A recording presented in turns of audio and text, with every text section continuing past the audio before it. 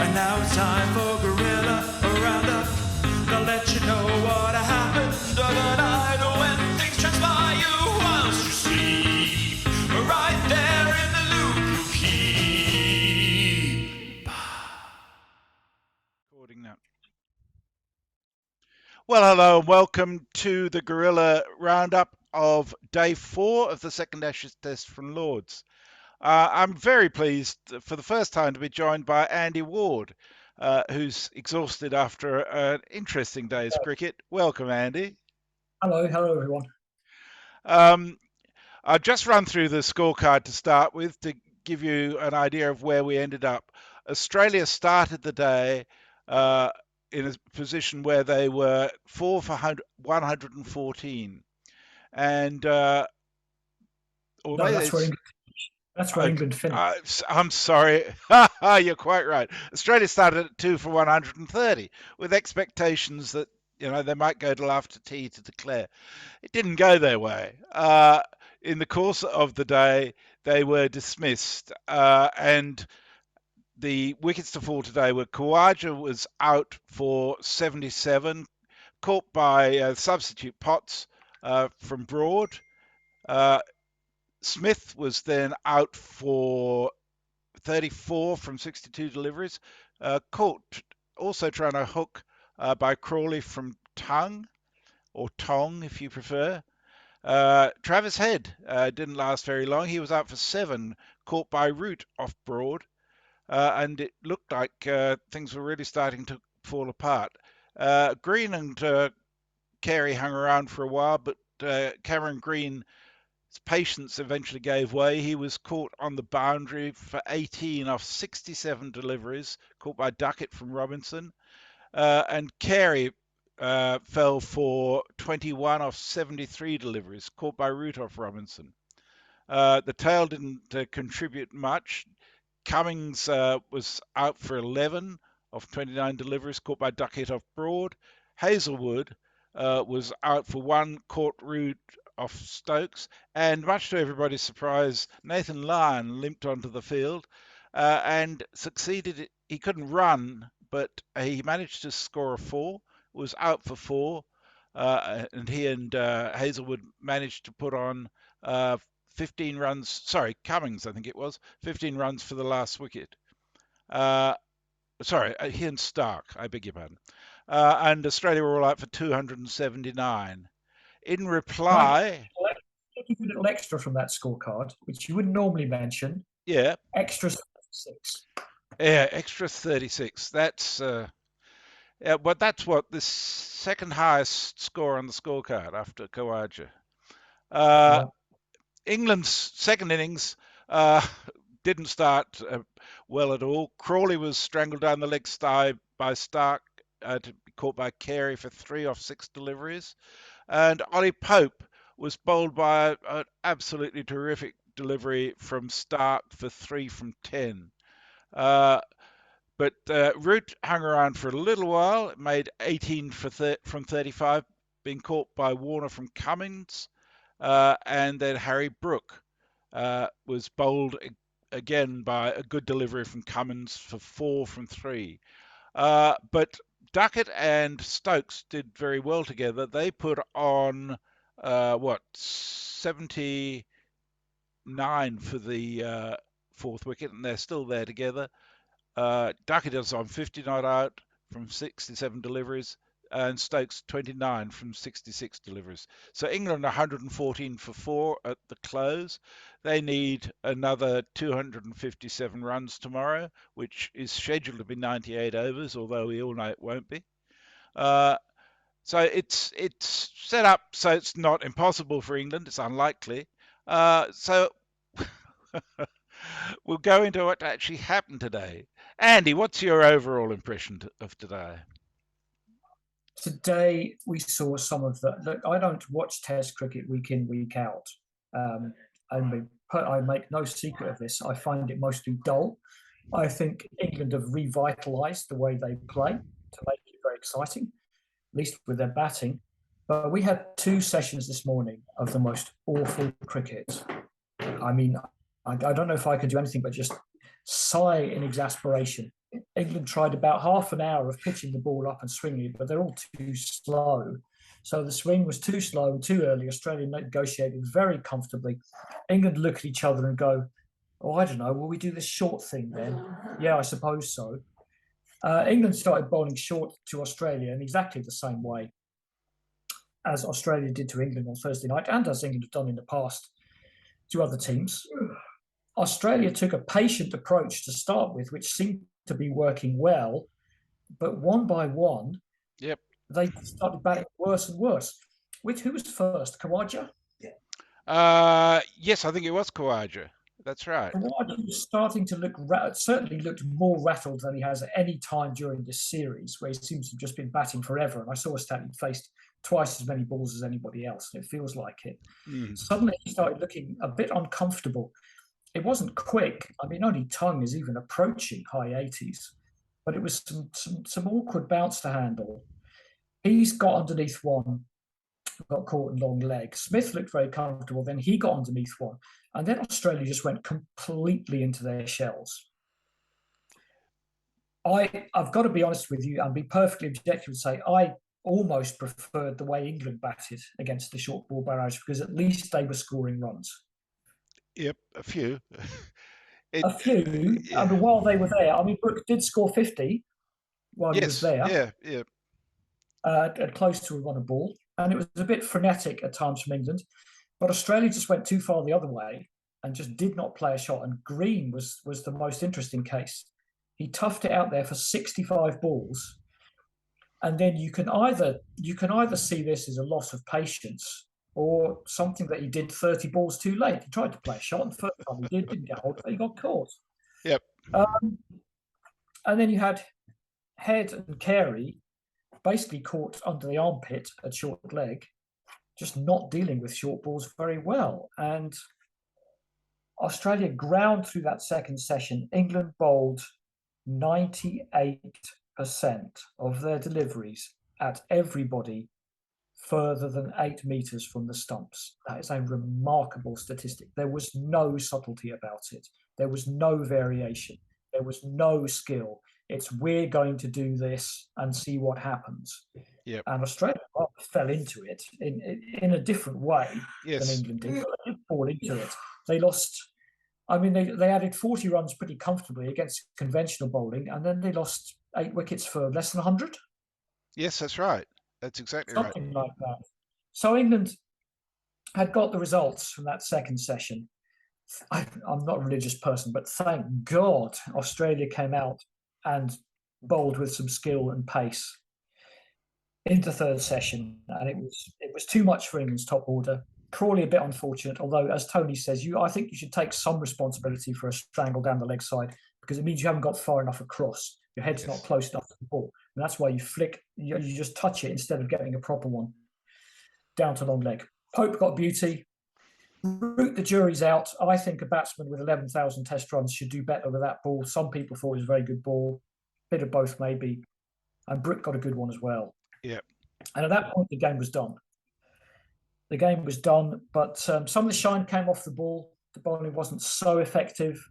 Stokes dug in. Duckett batted well. He had a lot of luck today, but he's somehow still there because he was dropped by Green early on. He was given out LBW, which looked out and turned out to be missing the stumps by a cigarette paper. Yep. And then Stark with that controversial non-catch toward the end of the day. If anybody didn't see it, what he did, he caught it perfectly well, but then he was really a bit lazy with it. He didn't, as his hands was going to hit the ground in front of him, he didn't turn his hands over and risk the ball jarring out. He just thumped the ball into the ground. Yep. And honestly, I'll be straight honest with you. I don't know the law and whether that's technically out or not. I'll trust the third umpire. Morally, I think I'm with you and Hendo, and yeah, that should be out. He didn't. He was lazy. No. Both Hendo and I said that should be not out. Yeah. That's what I mean. Yes, that's what I mean. Yeah. Sorry, my mistake.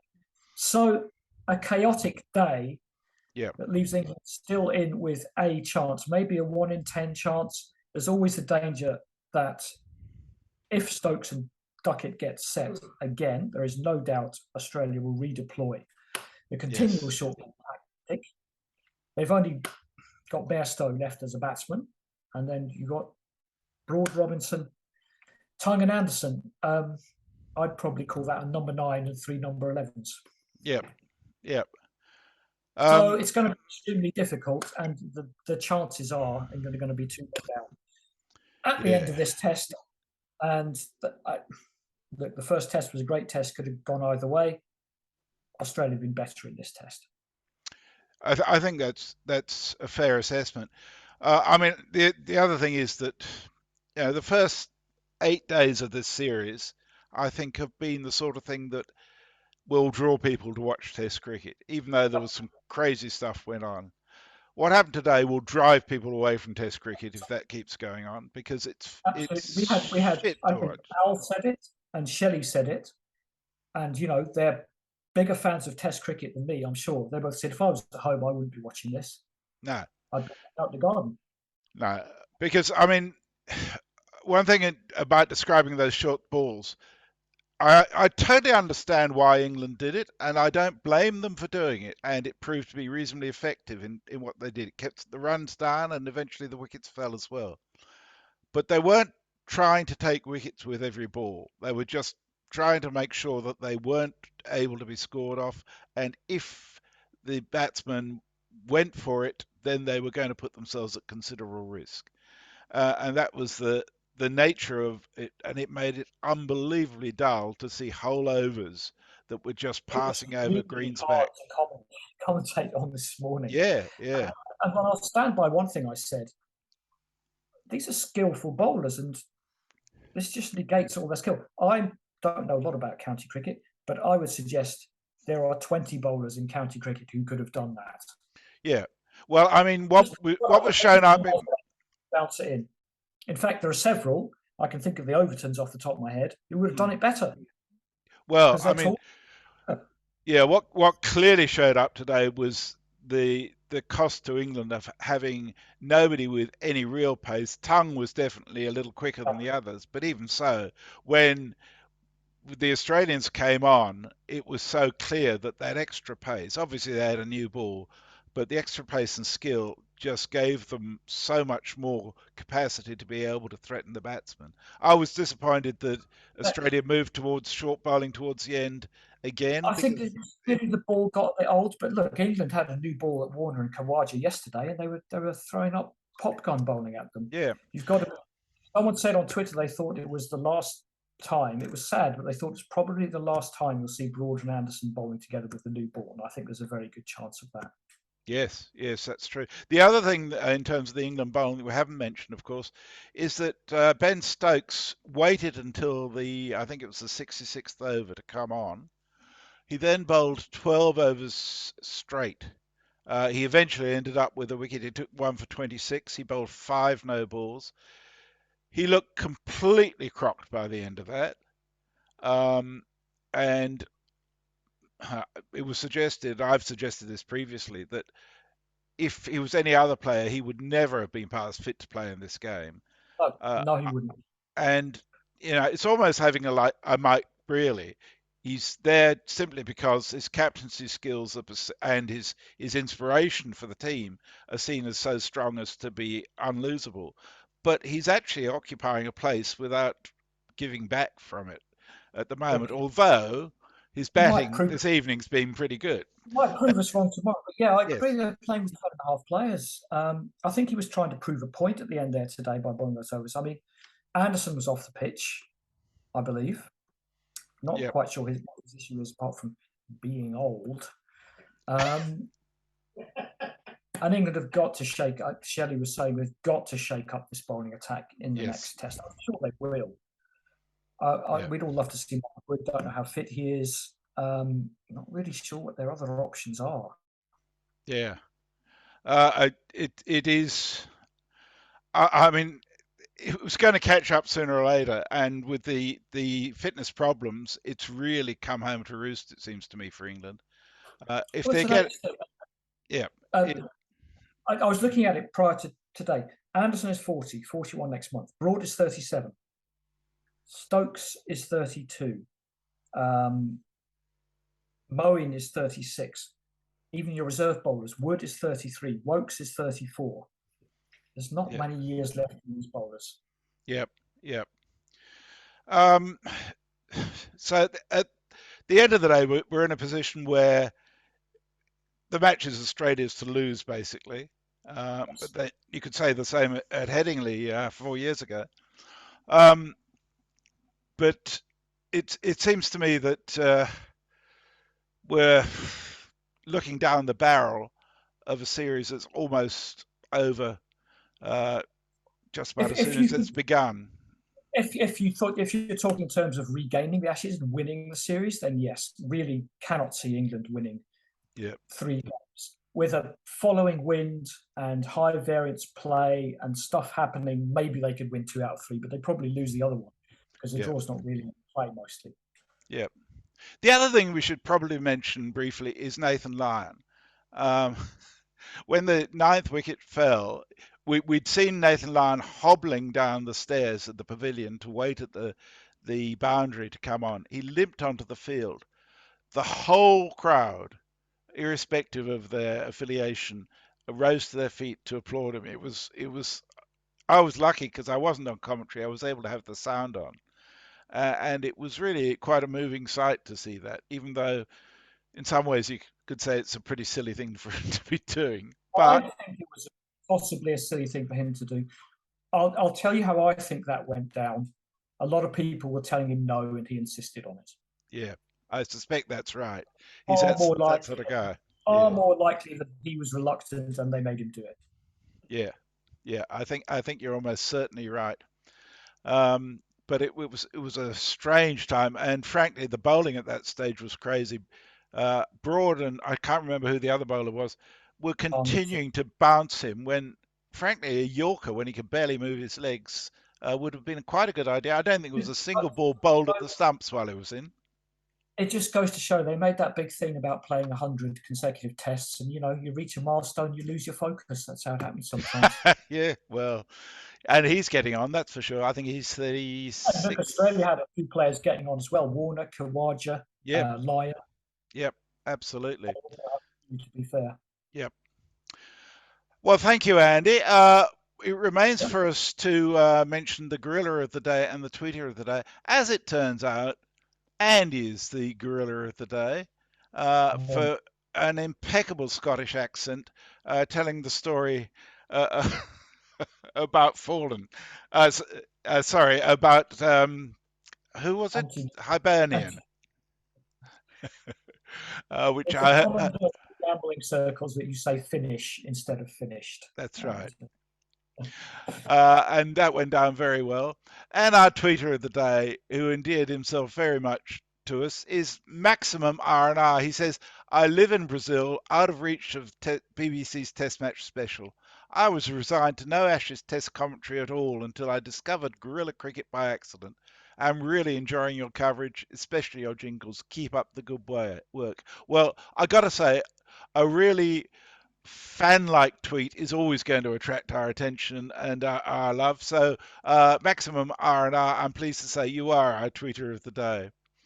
We are worldwide, and we appreciate everybody in the far corners of the globe who tunes in. Absolutely. Absolutely.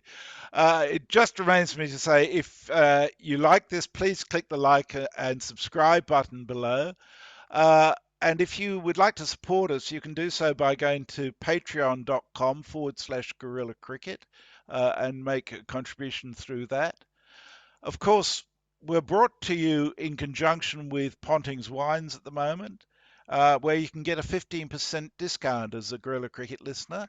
All you need to do is go to the guerillacricket.com website and you can click on the link there on the Ponting's Wine story, and it'll take you to the site and give you the 15% discount code, which is GC Ashes 2023. And I hope you enjoy it. I know a lot of our commentators have. Um, so that's it for today. We'll be back with you tomorrow, hopefully for an interesting day. Because the one thing I don't want to see is an Ashes series like the last one, which sort of is too one-sided to excite anybody. So thank you very much for being with us tonight, Andy. No, thank you, especially for sitting through those first 2 sessions in the middle of the night. It's been, It's the company that makes it worthwhile. And good night to you all. We'll catch you tomorrow. Bye-bye. And now it's time for Guerilla, a roundup. They'll let you know what